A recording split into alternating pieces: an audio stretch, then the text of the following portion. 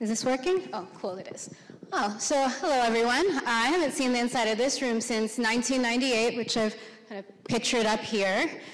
16 years ago, I was a senior getting ready to head off to UVA, and one of my biotech teachers told me, oh, I hope you come back and talk to future students about all the amazing things you accomplish in science or engineering, whatever you do. And I thought, yes, I'll definitely do that. I thought I knew it all. I thought I'd get my chemical engineering degree at UVA, become an engineer, move back here, and then live in the suburbs of DC with some little math genius babies and drive them around in my car with a "We Came for the Sports" bumper sticker. And they would start all football game cheers with E to the X, E to the Y. And I think that's the only thing that's gonna stay true from that little story, because I have ended up in a completely different place.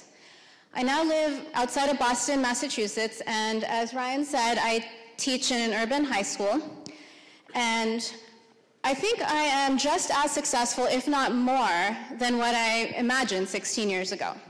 And that's a story I want to tell you today, of how I learned to let it go, learn how to really learn, and to pursue that passion of bringing a high-quality education to the urban high school where I am now. So, gold stars, the thing that all of us in this room have been collecting probably since we popped out the womb. I think we all have perfectly laid plans, and I thought, yeah, my engineering plans and my TJ baby plans are going to be awesome, but I felt a little unsure when I kept ticking off pieces of that plan. I thought they fit society's definition of success, yet that little seed of doubt was in my head. First came undergrad engineering degree, and then came my master's, and then the high-paying consulting job. So I thought, I should be happy, I'm overachieving. But I had that little doubt. And going even further back, and I think I'm scared that some of you haven't been born when I say 1994, but back then, I realized I loved working with youth. I tutored at Wayanoke Elementary next door, and I loved it. Yet I thought, that's not a gold star. That's something I put on my resume for my real career. And it took a lot more years of collecting experiences like that, working with Girl Scouts, teaching ESL to adults, etc., before I realized, I like this more than my real job.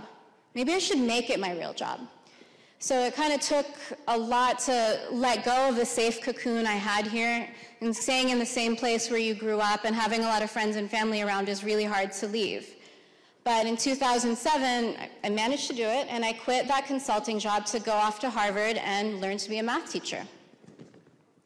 So from there, making teaching my real job was a lot harder than anything I've ever done here and anything I've done in college or grad school. Like, differential equations are a piece of cake when compared to teaching a room full of teenagers who hate math. And I guess there might be some secret math haters out there, it's okay. So each small victory in the classroom for me meant a lot more than any of those A's or AP 5s or like the diplomas that I got. It might seem silly now, but those were much more worthy gold stars. In fact, I was so proud of all of those things that I came back midway through my first year of teaching, and I came back to Mary O'Brien's humanities class to speak to her, I think, 10th graders about my experiences beyond TJ. And then I was so excited about it, I thought, you should all be teachers. It's awesome.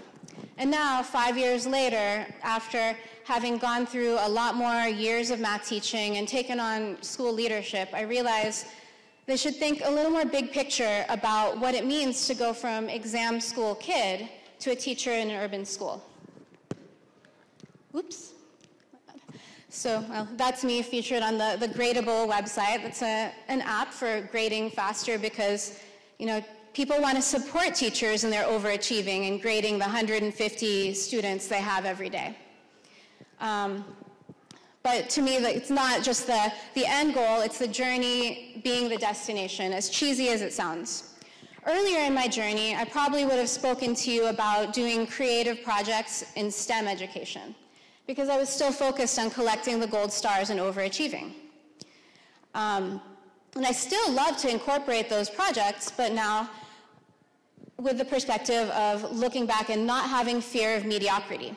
Because I wanted to still be that A student and have awesome lessons to show off to people at that point. And I think many of you know fear of missing out as FOMO, and so I'd like to coin the term FOME as fear of mediocrity. So during that educational journey, the fear of mediocrity took a lot more energy from me than did pursuing my passions. I wish I'd pursued my passions in creativity more like those girls over there who did the amazing spoken word presentation, because back then I didn't think that was a gold star, and now I know it definitely is. You guys are awesome. It took a long time to let go of the fear of not being excellent because, like I think some of you might have heard, the B+ is the Asian F. No? Oh, okay. But to me, not being number one or having all the gold stars was just awful. And I had to remember something I often tell people who think about becoming a teacher. I tell them, you don't become a math teacher because you love math. You become a math teacher because you love working with kids. And so I had to think about for myself, and I said, okay, stop fussing so much on perfect PowerPoints or worksheets or like the most amazing hands-on demonstration, like whatever you can do with math, which can be kind of hard. And I started making simpler lessons and going back to the basics, thinking, okay, so I have some math haters, I have some math lovers. What will be kind of that sweet spot for them? How can they work hard yet still feel like they're achieving so that they didn't have to fit what I thought was the perfect script? Okay, so I hope this isn't culturally like irrelevant now, but this is Viola Swamp and Miss Nelson, a familiar childhood book.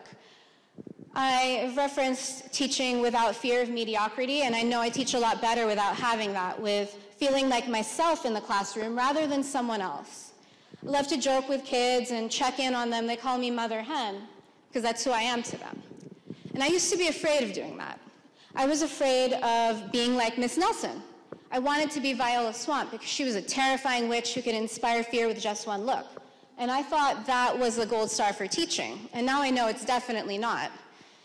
And I know to be myself and not someone else. So I also think about focusing on helping students let go of fear of math, to be more courageous in asking questions and taking risks, and to just be themselves.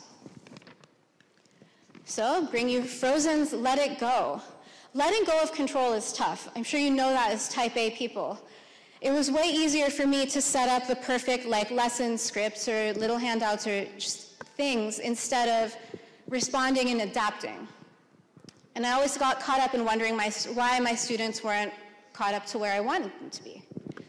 And I credit my former 10th grade teachers, Carolyn Geekin and Jane Gullickson, with inspiring me to create cool projects and to let go of enough control in the classroom to make the space for creativity to happen. To me, they always seemed like they had everything under control, but they did let us have a lot of unstructured time to develop cool skits about scientists or to act out Macbeth, and it was awesome. We also learned how to work with others, which I think was the best thing I ever learned coming out of here. And I may never have my students act out Macbeth in the math classroom, though I might try. And I'm now okay with having them have unstructured time for developing things like probability carnivals or stop motion animation. So no more fear of mediocrity. And the way I suggest that is 3 things. First is to play more. So many of you are probably taking more AP classes than there are periods in the day. You probably pack your schedule so tightly that you feel like the Energizer Bunny bouncing from thing to thing without any room to rest. So I urge you to cut down on those, or loosen up on those schedules. Put in some unscheduled time to let you be you. And cut down on all the Starbucks and Red Bull and Kickstart and Monster. It's not that healthy, and trust me, you will like the sleep when you let yourself have it. Second is to make space, not only in your schedule, but in your mind for opening up to new perspectives about figuring out what your passions are. I spent way too much time crowding out things that I thought wouldn't earn me any gold stars, even in my teaching life. I spent too much time trying to copy who I thought was the perfect teacher instead of letting myself be me. Making space to let that creative side run free was one of the best things that I've ever done for my own teaching. And the third thing is to reframe. Many of you have been used to being at the top of your class. You're probably in the same gifted and talented class in 3rd grade. And I suggest don't be like Ricky Bobby in Talladega Nights. It was also not a good movie either. He said, if you're not first, you're last. And I think it's the opposite. It's how far you progress rather than where you end up. It's okay to be middle of the pack or back of the pack. I've definitely been that at the Boston Marathon, and I'm okay with that. Didn't have to get a gold star there. And my biggest mistake was thinking that those previous gold stars conferred that front of the pack teacher status upon me. Some of my friends said, oh, well, you went to Harvard, you must be such a good teacher. And that was even before I got that diploma. And I was probably one of the worst first-year teachers I have ever seen. And I can say that now. It's like, okay now, 5 years later. And the Crimson H meant nothing to the kids in my classroom. In contrast, the best first-year teacher I've ever seen used to be an improv comedian. No fancy Ivy League schools on his diploma, but he could adapt on the fly and stay cool under pressure. Something that would probably help in most careers. So, bring you to another old cultural reference, the Boston Public TV show. And to kind of end on how I went from exam school kid to this teacher in an urban school. A lot of people, when I told them, like down here, they're like, oh my God, do you get shot every day? Aren't you scared? And I tell them, no, obviously I'm still alive, I didn't get shot, and I'm not scared of violence. I was actually more scared of that weird changing nature of teaching, of having to adapt and not have my perfect little plans. And I thought, oh, in the first year, I was like, I'm coming back to Fairfax. I'm definitely coming back there. Everything's perfect. And now I know, like, here's pretty awesome, but nowhere is perfect. I wish I'd known then that playing more, making space, and reframing would help me teach better. And at Harvard, I learned so much about teaching math, about teaching in urban areas, and about pedagogy, but I wish they'd talk to us about what it means to be an overachiever turned teacher. So I tell you that story not only to raise awareness of urban teaching as a potential career for you, but to raise the issue that you all likely wouldn't be awesome coming right out of the gate. I know I wasn't, and it's okay. So I urge you, if you go into a program like Teach for America, which people will want you for being the best and the brightest, more props to you. But just remember to let go of that fear of mediocrity. Play more, make space, and reframe. If I hadn't done that, I probably wouldn't be in an administrative role right now, and that's something I said, I'll never do. I'll never be a principal, I'll never be an assistant one, but like, I'm really happy getting to influence where my school community is going. So I urge you, if you become a teacher, an app developer, a policymaker, anything, go be awesome and pay it forward with the amazing education that you're getting here. So thank you, TJ. I'll see you at, I forgot to go to the danger or something. Skip over that. Well, thank you, TJ. I hope to see you at the Pie Miler in 2015.